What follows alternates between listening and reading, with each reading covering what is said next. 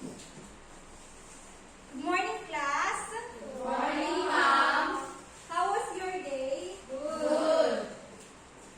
Okay. Miss Stephanie, can you lead us a prayer? Ako, hiyamang kami kay katagalan kami malang direksyon mo para dagdag na andaw. Sapay pumatamataw sa may aming agalan ni Tataw. Bindisyonan na kami amin. Okay, thank you. Please pass a piece of paper for the attendance. But before we start, please bring out a sheet of paper for our spelling activity.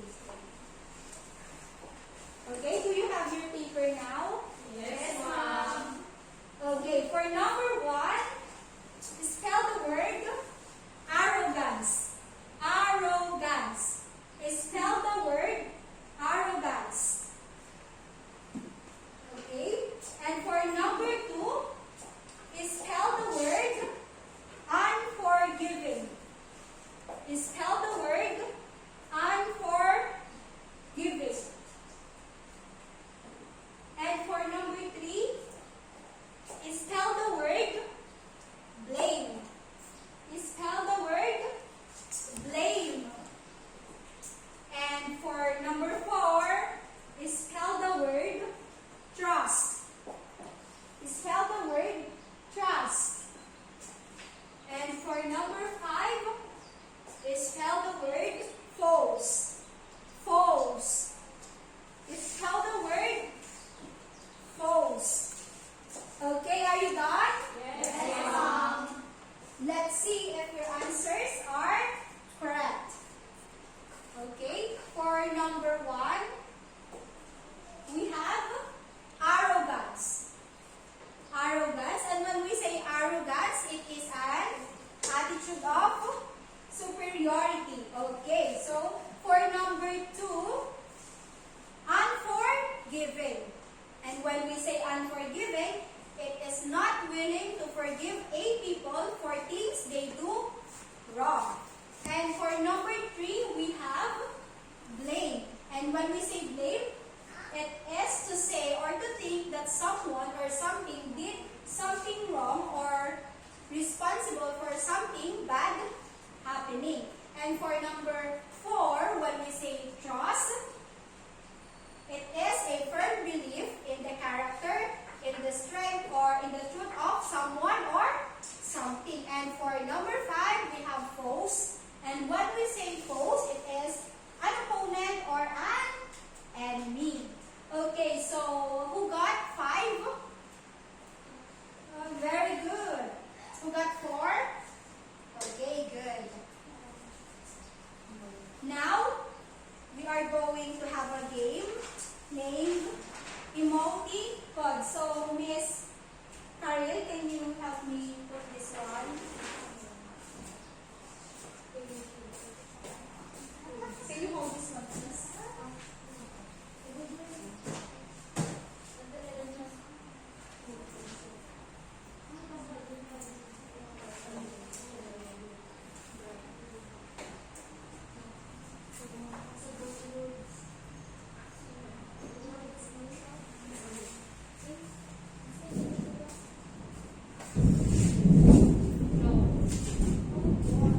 Stop talking with your seatmate, Eriger and Monica.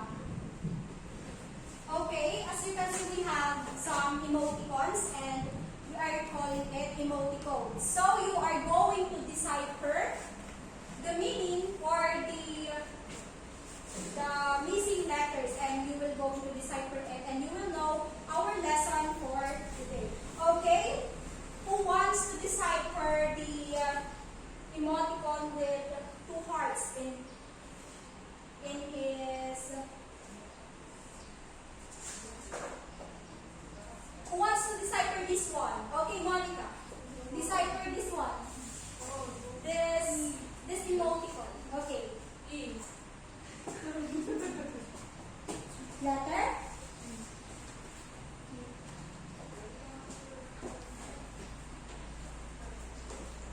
Can you come in front and write the letter?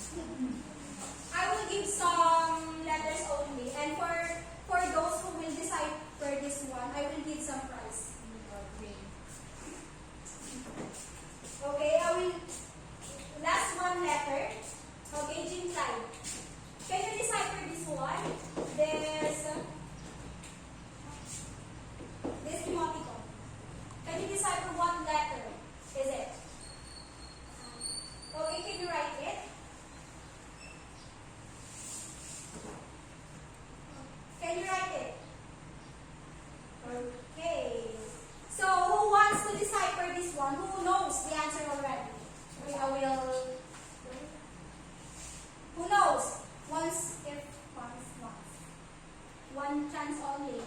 Walang. Who wants to decipher? Please raise your hand. Okay? Please raise your hand. Or another emoji code again. Okay? Miss Karil, answer this one with the green emoticon. Okay. Come in front, please. Okay. Decipher. What is the meaning or the letters behind those emoticons?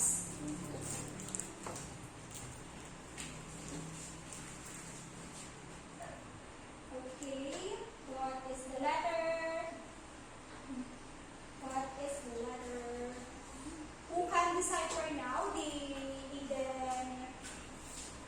hidden meaning of it? The number one. No, all of these.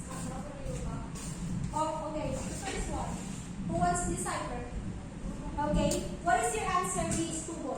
Simple. Okay. Very good. Simple. Can you write it on the paper, please? Okay. So the answer of Miss Karil is wrong. Okay. Can you decipher it? Come in front, please. You can erase the wrong answer.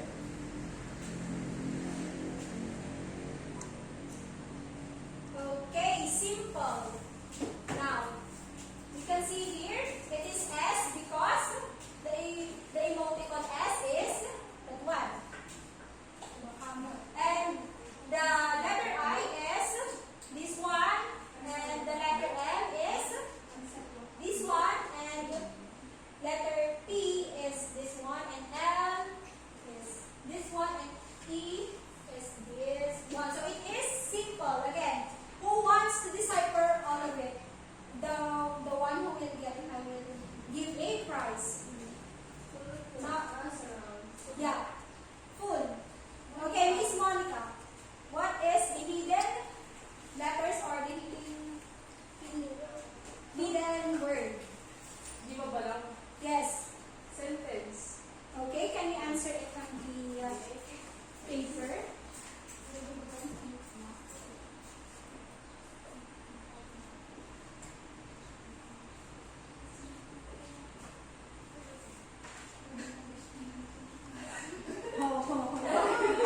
It's having difficulty.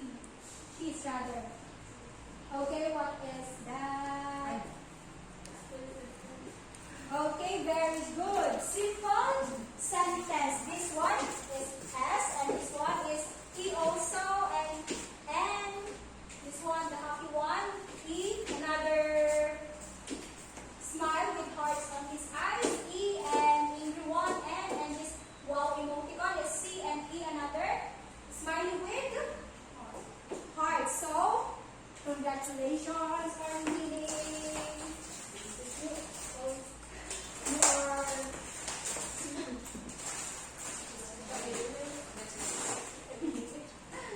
Okay, so in connection to that game, our topic for today is about simple sentence. So, who knows what is a simple sentence is?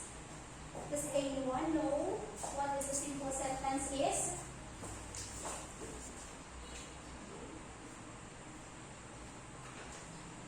Who knows what is a simple sentence? None? Okay, so a simple sentence is, okay, can you read it? Miss Jean Clyde. Read it and make it loud, please, so I could hear it. It has the most basic elements that make it a sentence: a subject, a verb, and a complete thought. Okay, so a simple sentence, it has the most basic elements that make it a sentence: a subject, a verb, and a complete thought. And when we say simple sentence, it is only a one clause. Basta, it has a subject and a verb or a predicate. So let's get to know what is a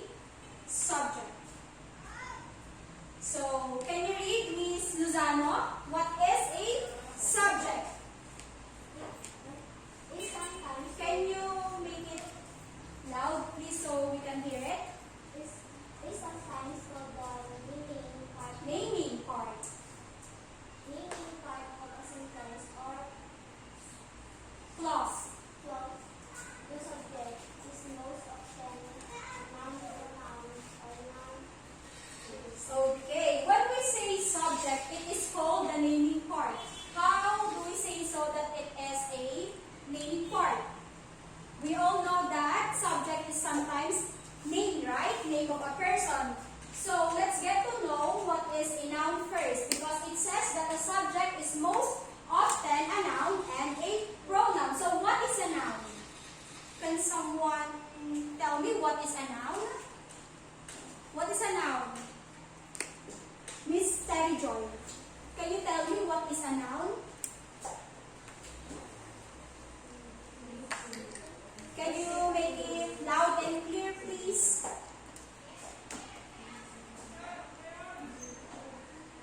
Okay, Miss Karil, since you are moving on your chair, what is a noun?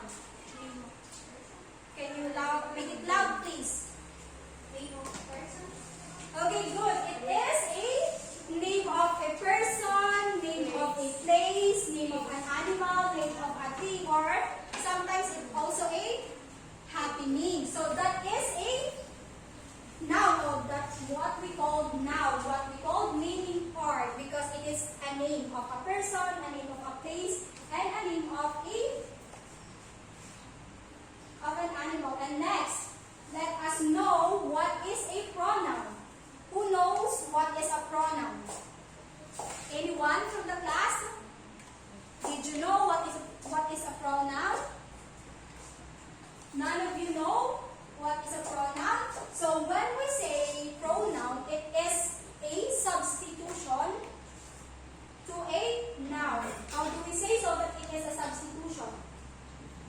I will give you some examples of pronoun. It is the I, we, you. Yes, very good. He, she, it, and they. It is a substitution sometimes for the noun. Instead of using Jean Clyde is beautiful, you may say she is beautiful. Okay, very good. Next, let's get to know what is a predicate. Okay, can you read it, Miss Stephanie, and make it loud, please? Is the part of a sentence or clause that tells us what the subject does or is. To put it another way, to predicate is everything that is not the subject. Okay, it says here that the predicate is everything that is not the subject. We all know that the subject is a noun, right, and a pronoun. So the predicate tells what the subject do, and sometimes the predicate describes the noun or the subject or the pronoun. It describes what the subject do. Also, sometimes predicate is a verb. And does anyone know what is a verb? Okay, very good, Miss Terry Joy. A verb is an actual word. So when we say predicate, sometimes it is a verb, and also it tells something about the subject. Okay, now you know what is a simple sentence now. Again, what is a simple sentence? Basic elements. Okay, it has the basic elements to complete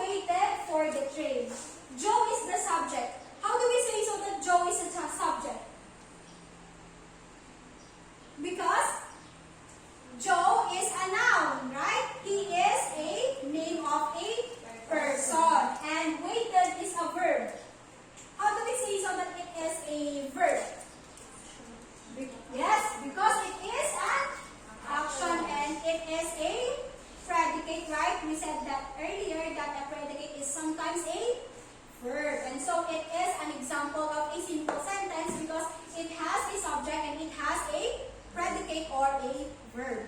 Okay, next. The train was late. Okay? So the train is the subject and was is a verb. The train is what? A noun, right? Because it is a thing. And was is a? No, it is a verb. Okay, next we have number 3. Can you read, Miss Monica? Mary and Samantha took the books. Took the bus. Ay, the bus. Okay. Mary and Samantha is a compound subject. Why it is called a compound subject? We said earlier that the subject is a name of a person, things, place, because it is a noun. But why it is called a compound subject? Okay, very good, Miss Terriger, because it is a two or more person or two or more noun which is being combined. So it is a compound subject. And next, we have took as a verb. Right? It is a verb just because it is an action word. They took a bus. Okay, next. Number 4. Read it, Miss. Okay, I will read it. I looked for Mary and Samantha at the bus. For you, what is the subject here?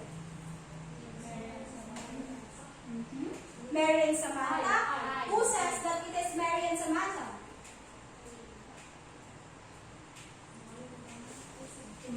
Let's see. Okay, so the subject here is I. Why? Because it is a pronoun, right? It substitutes the noun, even though it has Mary and Samantha in there. It is, we have some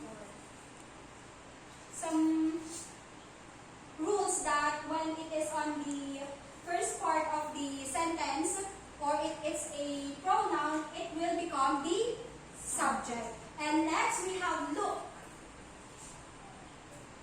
Look as a verb because it is an action word again.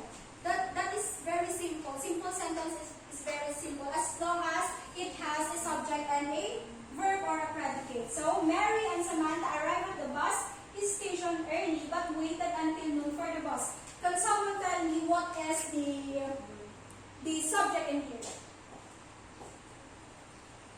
Can anyone? What is the subject here? Okay, what?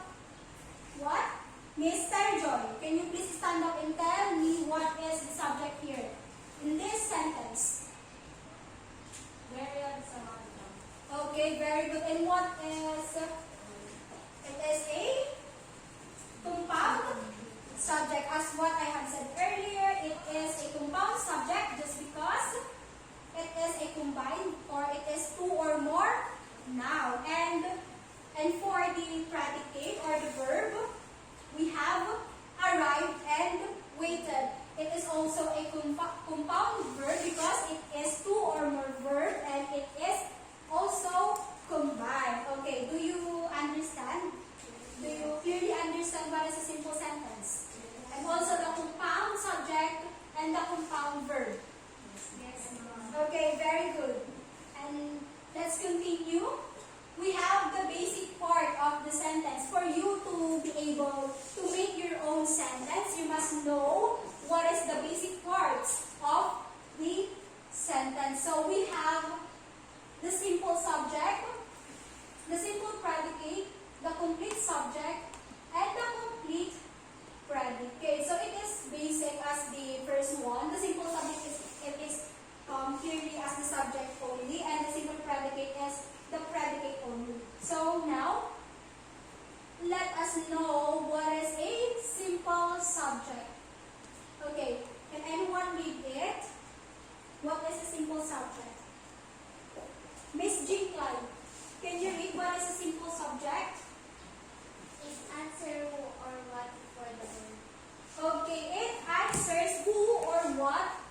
before the verb. It is simple. It is merely the subject itself. I have discussed it already.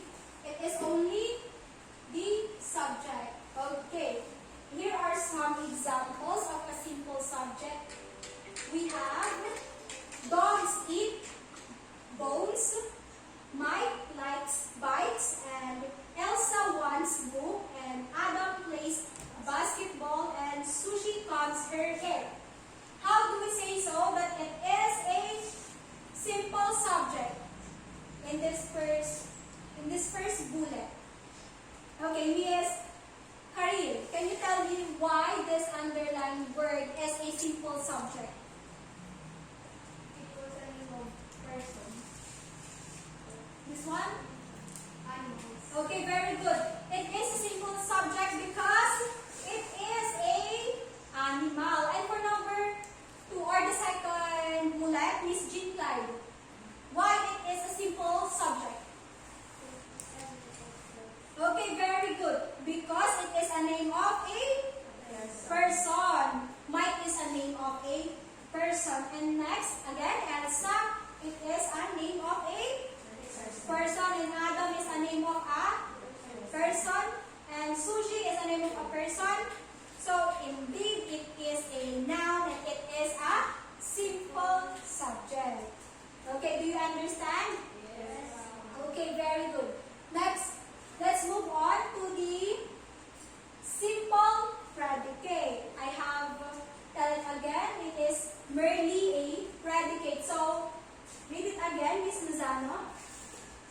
Tell something about the subject of the sentence. Okay, as what I have said earlier, the predicate tells what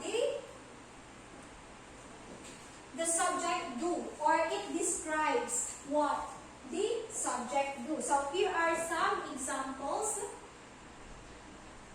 Okay, Jerry makes music, Jean sells apples, and the girl sang. During the program, the lady wore a hat, and children played all day. So in the first bullet, you can see makes is the underlined word. So it is a predicate. How do we say so that it is a predicate?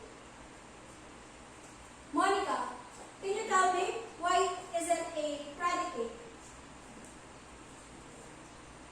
Sometimes we use Okay, so it is a predicate because it is a verb.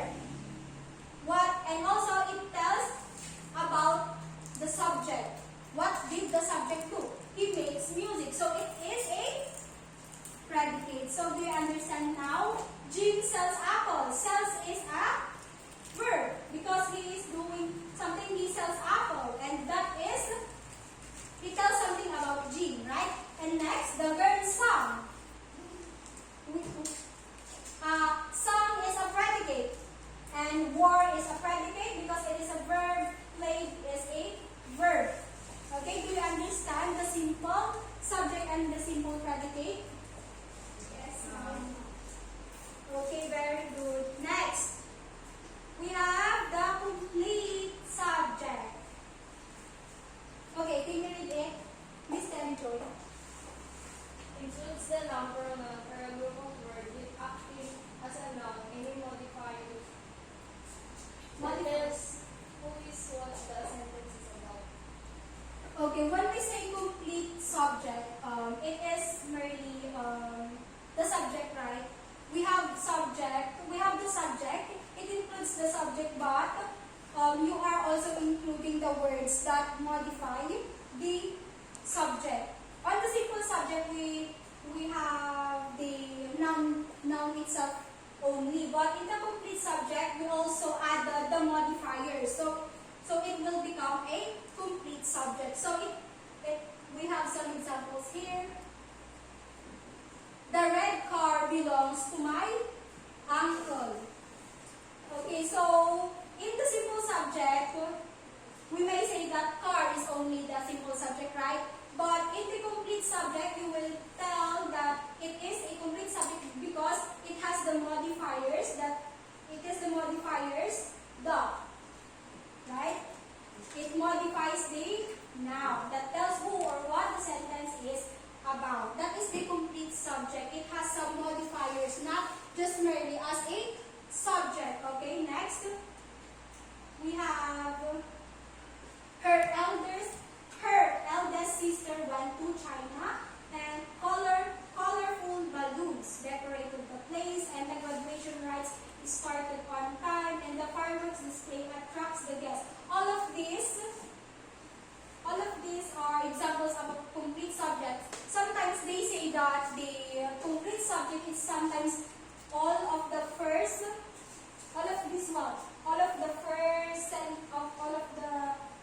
words of the sentence. It is the complete subject as long as it has the subject, or it has the subject that modifies the subject. So that is a complete subject.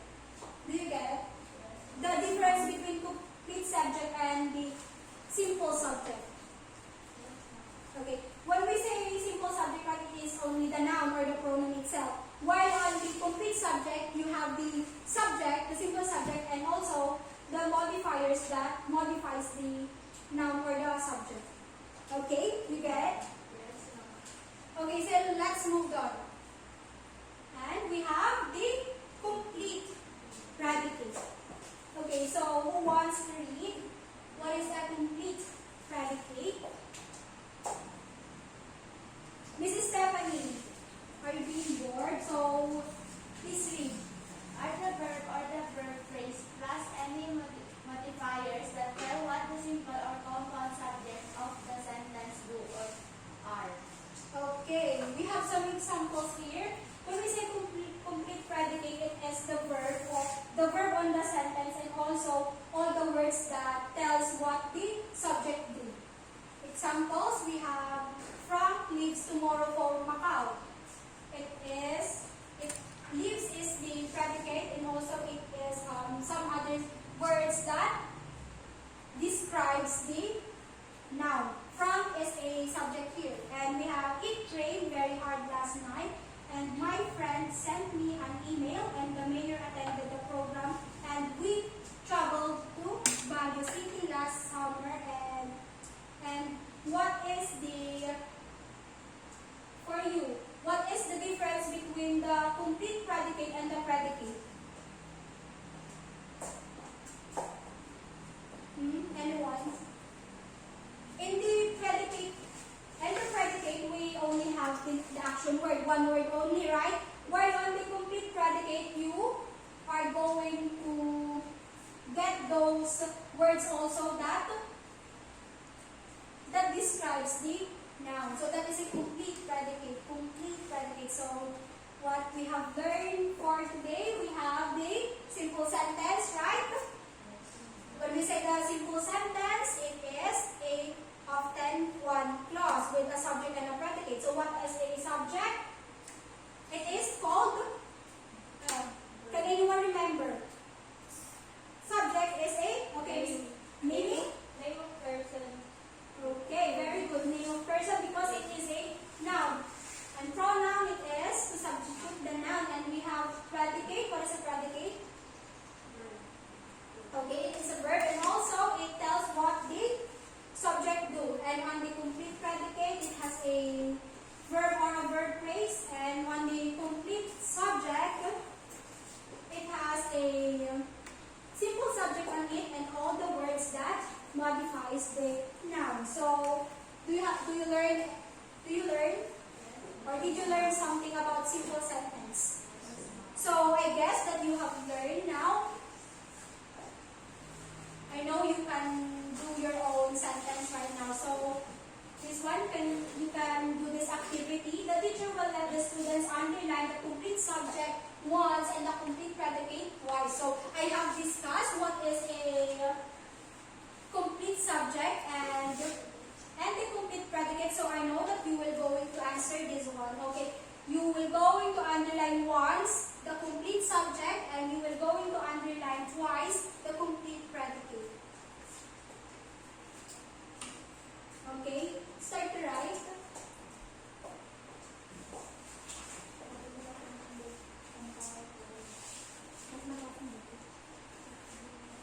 Okay, write it. For your activity, now that I have discussed the simple subject, I know that you are ready to identify or to differentiate what is a complete subject and what is a complete predicate already.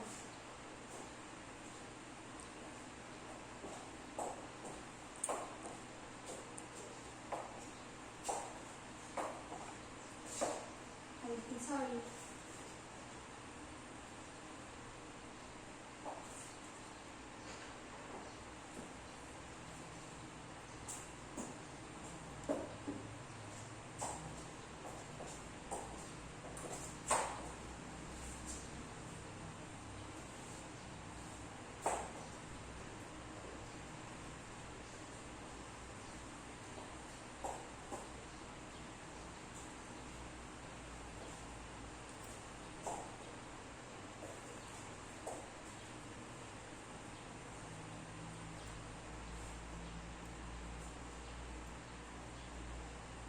Okay, done. I will check it later.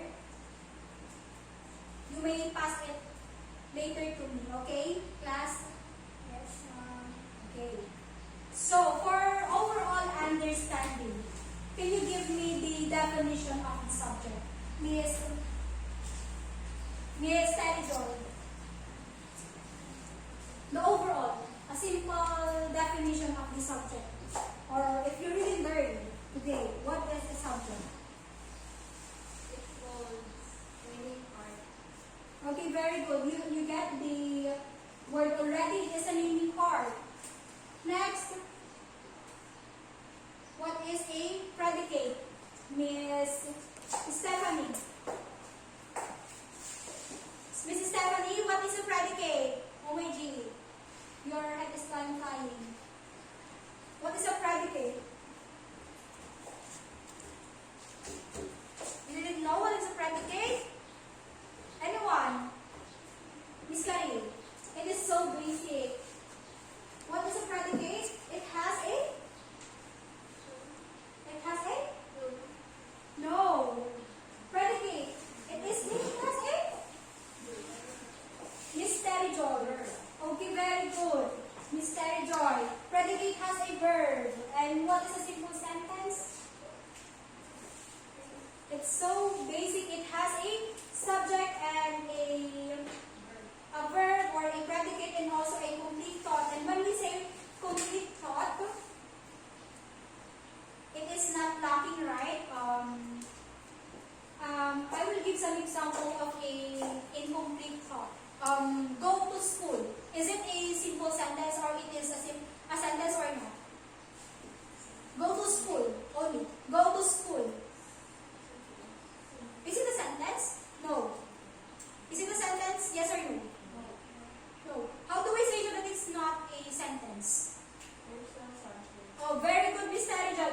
It has no subject, so it is not a sentence, and also it is not a complete thought. Okay, Miss Tarijal is learning very good. So, and for your activity again, write 3 simple sentences of the following. Sentences with simple subject and simple predicate, and sentences with simple subject and simple predicate. So it means you will going to write three sentences with a simple subject and a simple predicate, and you will write a 3 example of a simple subject and a compound predicate. Okay, copy this one and you will pass it again to me later on.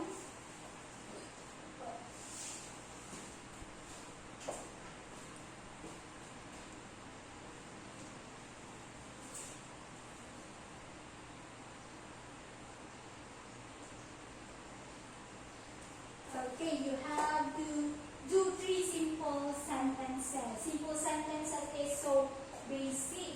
You just need a subject and you just need a predicate to make a sentence. So, Miss Jinkla, do you know now what is a simple sentence? Okay, very good. Now, I am expecting that you will know now how to create your own sentences and you will now use it in your life. Okay, are you done?